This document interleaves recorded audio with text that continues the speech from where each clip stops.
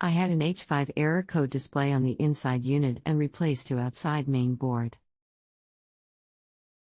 System will run in cool mode great, but when I turn it to heat, the H5 code displays and nothing comes on. Who makes your HVAC unit? How old is it?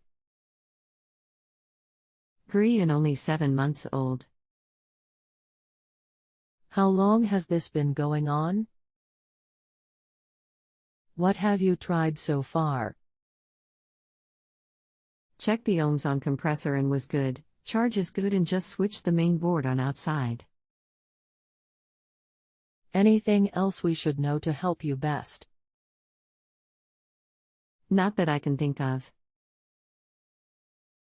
Good afternoon, do you have the model number of your system?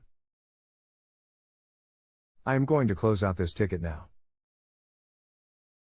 Please don't hesitate to reach out with any additional questions.